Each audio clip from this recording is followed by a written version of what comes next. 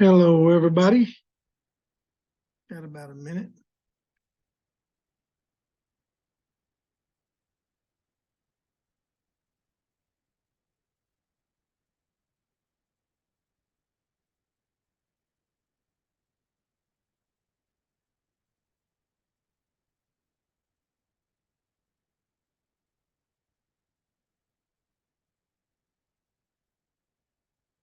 Well, I hope everybody's having a good night. I think I've got all everybody's assignments graded. Everybody's doing well. And so any questions about last week and any upcoming assignments that you've had a chance to look at? I've got everything open now with the exception of the final assignment, and I'll probably open it up later this week and give you time to get started on that. So any questions about anything so far? This is your last boring summary to write. Okay, so you'll get this one done. But I will tell you, for me, as a part of, when I was learning the finances, the lesson in module 3, I think, was, to me, one of the more fascinating ones, because I really didn't understand kind of the formula that they go to the links. And I will tell you, I think I've talked about it before. In Texas, they have a formula. It was so complicated that one guy in Austin named Omar Garcia, he developed a way to calculate the formula for school business people. And he follows up with state legislature.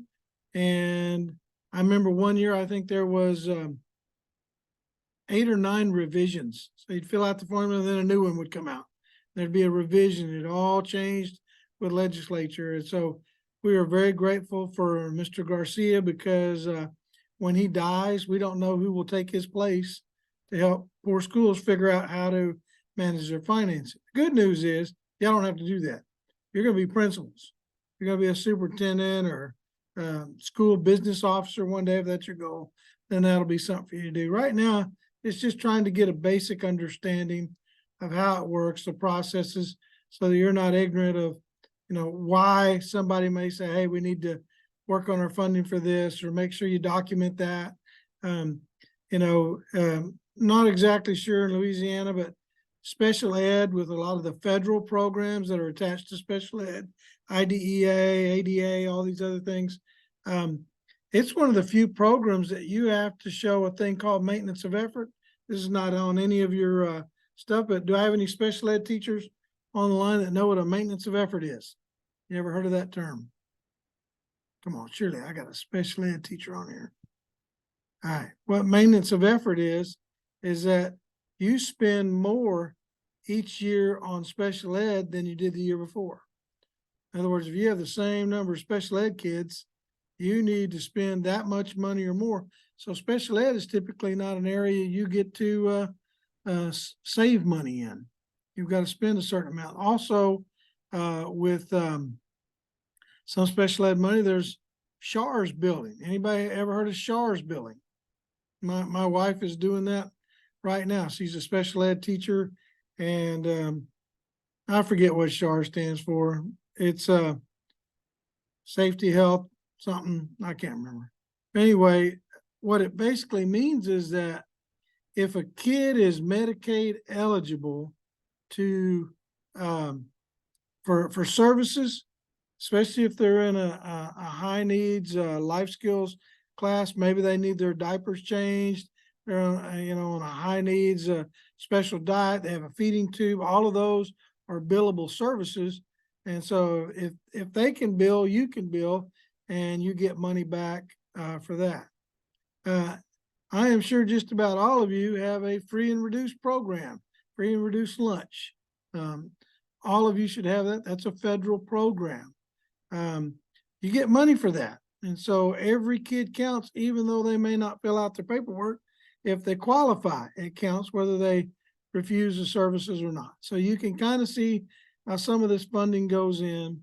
And any questions about any, I'm going to go over it a little bit just to make sure you're clear on it. Go over a few other things, but any questions so far? Somebody may not have had time to look at it. Let me share my screen. I'm gonna turn my volume up a little bit.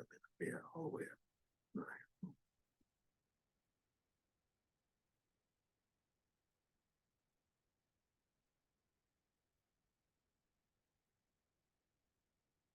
Hey, I got the page of Louisiana school numbers.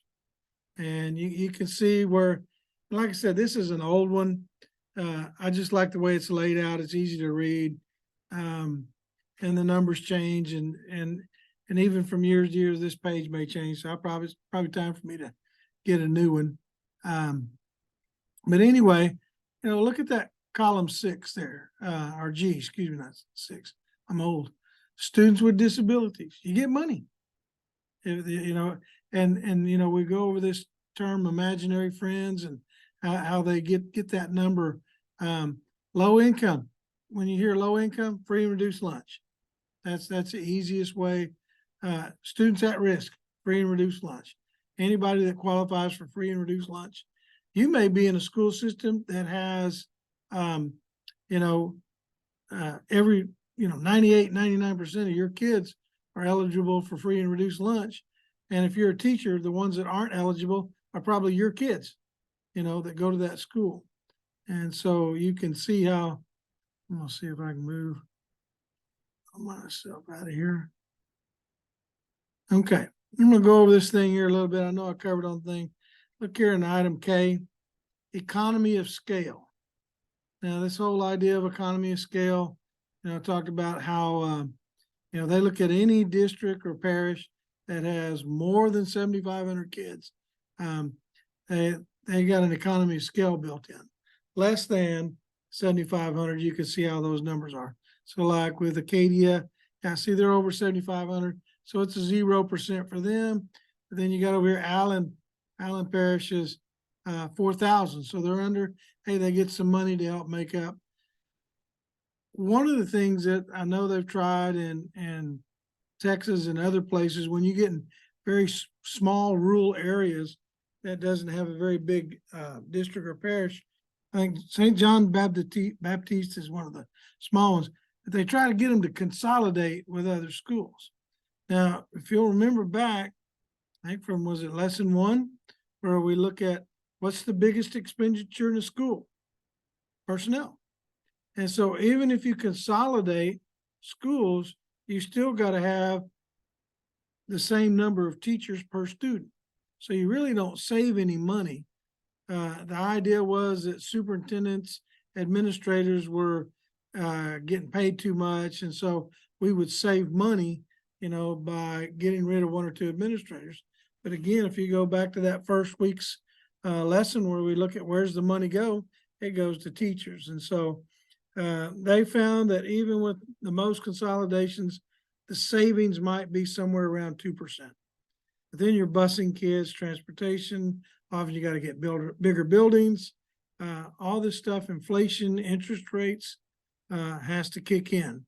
And so, so you can kind of see on this chart, it's just a good layout where you can kind of see where the money goes, what they call add-ons over here, the total number of add-ons.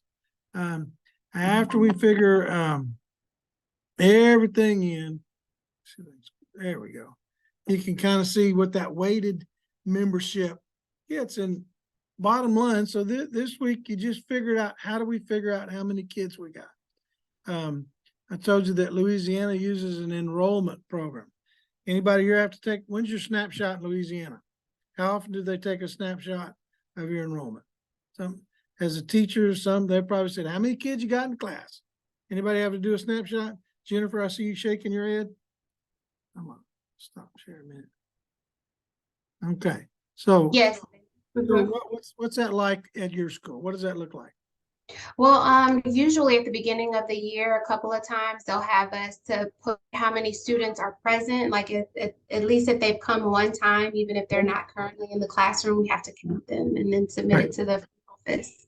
And now you know why. Now you know why Yeah. they really harp on that. And call up those kids, get them here. We need every number that we can get, because what you get this week is how many. Next week, you're going to get how much you're going to get per kid.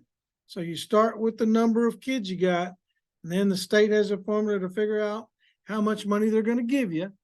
And then you got, this is what we got to work with. And so you can see how that works. And then of course, within parishes, you have multiple high schools, multiple elementary schools. They may have their own method of how they're going to divvy that up.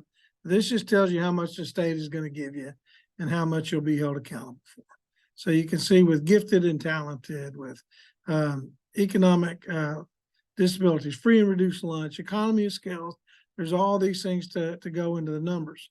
Interesting enough, talk about the average daily attendance in Texas.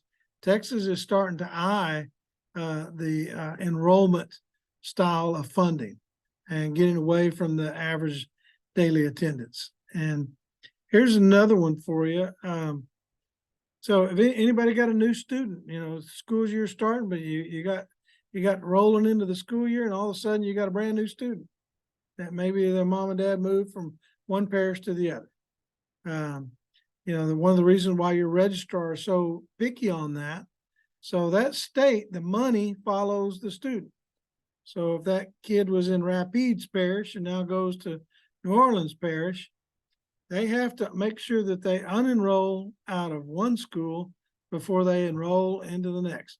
Got any ideas why that's so important? Why you unenroll before you enroll? Because then your school will still be accountable for that student until you get information that the That's one thing, Alexis, that's important. But the other thing is who's going to get the money. So the day that kid starts in your school, he gets it. And if he hasn't unenrolled in another school, they're going to be sending money to both schools, and they don't like that. And so the bookkeeping has to go retroactive into where they go. You'll also find too that when your student leaves you and you fill out all that, leaving information, and they're actually called leavers, but maybe they go to Mexico. Maybe they move and they've got family in Mexico and they didn't enroll somewhere else. Maybe they went to another state and the state didn't share that money. They'll come to you as a principal administrator and say, where'd that kid go? We know he left you, but we don't know where he went. And so, or maybe he showed up for a day or two and then left somewhere else. And so that's why your enrollment numbers are so important. Yes, it's good for accountability. It's good to know for responsibility, but for the state, they want to know where to send the money. And so that's why a lot of times you'll have administrators get all, I don't know, what's the right word? Up in it, saying, come on, get this stuff done. We need this number because it's about the money and funding. So now you can see what jerk some of these guys change and gals change and why they get antsy about it. And you can see when we're there. So there's the basic idea of lesson 3. All you got to do this week is write a summary for me. Let me know that you got it and understand it. Shop kids cost more to educate. Ag kids, CTE kids cost more to educate just because you got equipment. You don't need a table saw in the English class. Math manipulatives compared to pig pens and show barns and all the other stuff that all cost money. And so now let me give you a warning. So assignment 4, module 4, super easy, super easy. Going to take you 10 minutes to do it. Please. So I've got in the instructions, if you don't live in Louisiana, use Caddo Parish, I think is the numbers. But whether you're from Louisiana or whatever parish that you're in, Caddo Parish, whatever, please let me know what parish it is. So when you fill out that number, and there's like A through F or something like that, you can copy and paste that right off of the page, put it on your, still do a cover sheet, put it on your work page there. A is from column this or whatever. It's real easy, but make sure you know the difference between numbers, percentages, and dollar signs, because it's real easy to get off on these column lines. And when I ask for the membership of Caddo Parish and you put 40 million, there are not 40 million students in Caddo Parish. Think about that when you're looking at your numbers. I'm looking for human beings in that membership. Membership is human beings, and you can see the funding, some of it's percentages. So make sure you get that right, because those numbers are important, because accountants, when they audit you, they just look at numbers.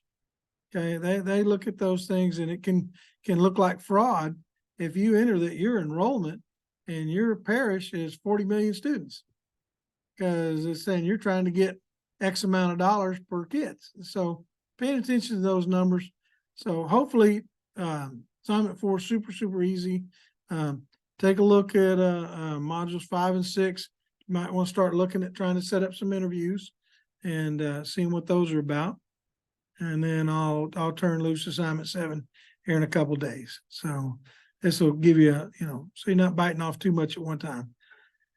So make sure you tell me what parish you're in when you do the numbers, and that you pay attention to the numbers, percents, and dollars. Any questions? Now we're too easy. But if you're not in a parish and you're using, what did you say, Cato? Yeah, see, I think I've got Alexis, are Right. you in Houston? Is that where you're at? No, New York. You're in New York. Okay, cool. Yeah. So We'll if you're from asterisk New York- it and then tell you. Yeah, just because what it'll say is, so just say these numbers are for Cato. So if Okay. yeah, and that's all you got to do, just so you can see it. I'd be real interested to learn more about New York too. Yes, Jasmine. Is it safe for me? I work at a charter school in Iberville Parish District. So it's not, they're not aligned with the district, of course. So is Right. it safe for me to use Iberville Parish? Oh yeah, just use, if that's your home parish, and you can just kind of see, because the whole Oh. idea is all you're looking at on this assignment is just where's the money? How do they figure it out? And where do they go? You're trying to come up with that total number of students. And so, and it is. So are you in a charter school, Jasmine, or Yes, I am. is it a private charter or public charter? Public charter. Okay. And so they get their funding. So we looked at the property values and how property values are. Those are geared towards public school, and then they'll take some of that money and allocate it for charter schools. So it's a little different method. And especially in Louisiana, I will tell you, Louisiana charter schools are very different than charter schools in a lot of other states. And then you also have private charters, public charters, and then of course, private parochial schools and all that. And they all, most private schools, a parochial school, they're funded completely independent. They're completely funded by tuition. And so, but again, the title of the course is Funding Public Education. So you never know, you might go from a charter school to a public school, or a public school to a charter school. So it's just a good idea to know how the funding is. You will find when you do your interviews, Jasmine, you've been in a charter elementary school, I guess, when I'm looking at your thing, is you're going to see that your principal is going to have a whole lot of input into the budget. Anybody else at a traditional public school, you'll probably get some frustration from your principal that they get very little input into that budget. And as you start setting up those interviews, just to remind you, make lots of open-ended questions. You're trying to get a feel. If they love working with finances, ask them why. What do you love about it? If you sense frustration, why are you frustrated? What's going on? Because ideally, this is going to be your job. You're going to be a principal one day. And for many people, having to deal with finances, you just thought you had to deal with the third grader who peed their pants, during lunch, and where you're going to get some extra clothes for. You didn't know you were going to have to work on a budget and allocate numbers and think about personnel and what do I do if my enrollment drops or I get too many? So, hiring and moving around staff. So a lot of those things, a lot of people, they didn't think about that when they started becoming a principal. And hopefully that interview with that principal is going to help you with some of those ideas. And I'm not trying to scare anybody away, but it's always good to have a mentor. It's always good to have a sounding board. And most of those people want to see you succeed. Most of them want to see you advance in your career and do well. So talk to them, use that relationship, build a relationship, use that interview process as a good time to pick their brain and ask a lot of questions. Because if you go in there with a closed-ended question, how much input do you have on the budget? None. Thank you for your time. I appreciate you. Have a good day. Because that's all you're going to get out of that interview. Why do you think you don't get much input? What would you do if you did get more input? I mean, just really, really think about the questions that you want to ask for those interviews. And so make sure you watch the videos before you set them up, because there's a lot of guidelines in that, but that way you can start planning those interviews now a couple of weeks out. So this is module 3. Let's do a Zoom code of 3456. How about that? 3456 is the Zoom code.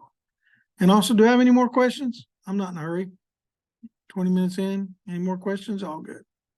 All right. What's the Zoom code? 3456. Everybody have a good 3, night. 4, 5, 6. There you go. Good job. Y'all have a good night. We'll see you next Thank week. you. Yeah. Bye-bye.